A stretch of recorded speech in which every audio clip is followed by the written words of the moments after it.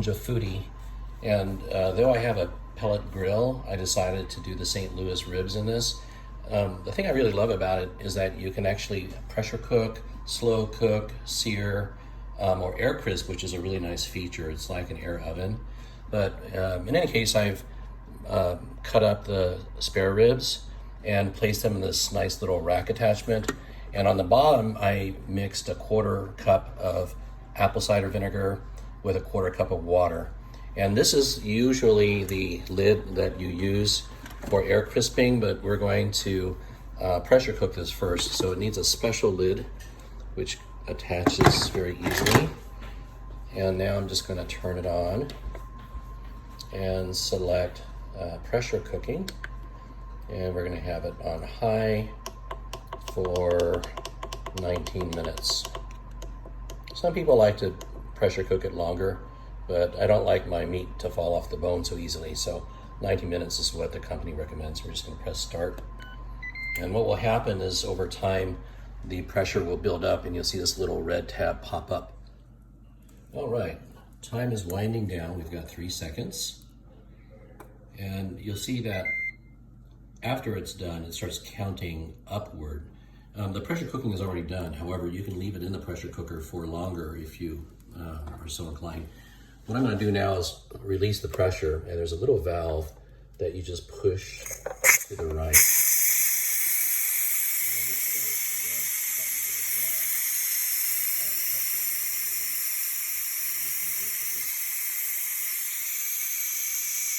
And by the way, I've been on YouTube and watched a lot of videos about this pressure cooker, or this Ninja rather.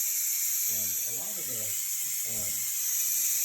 influencers have talked about this butt rub, so I had to try it out. And you know, most of the rubs I've used, like the rubber and others, tend to be real sweet. But this one is both salty and sweet, so I'm hoping it's going to be more of a savory flavor. And I also used a little bit of this liquid smoke, which I just dabbed on with a silicone brush.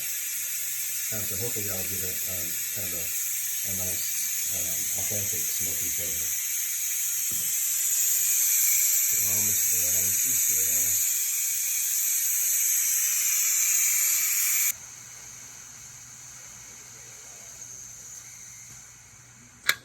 there. All right. So checking out the time, it's taking almost 3 minutes for this to depressurize. We're going to go ahead and remove the pressure cook lid counterclockwise. And there are the ribs. Set this aside. Now, like I said before, if you pressure cook it too much, some of the meat tends to recede from the bone. And this might be a little bit too done. I know my wife likes it like that, but I tend to like mine not quite so cooked. So maybe next time I'll put it in for, say, 17 minutes or less.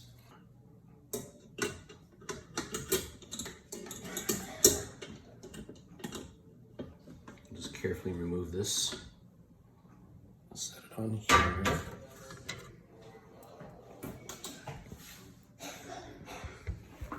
I'm using my cell phone, by the way. I'm not a very sophisticated photographer. But anyhow, you can see all of the juices that were rendered. And I'm going to remove this before I stick this back in and air crisp it. Well, you can really see how much juice that rendered. I mean, this is just oil and the drippings from the spare ribs. So I'm going to take this container and place it back into this non-stick outer container. And it's just a simple matter of using the lid that is attached to the Ninja. And we're going to put it on air crisp for 400 degrees. And I'm just going to set it for 10 minutes. Then you just press start. Go ahead and check this. Much better. Now, personally, I prefer to add a little bit of barbecue sauce on here, and then I stick it back in the air crisper for that sauce to get caramelized on the spare ribs. But my wife doesn't like it, so I just add it on afterwards.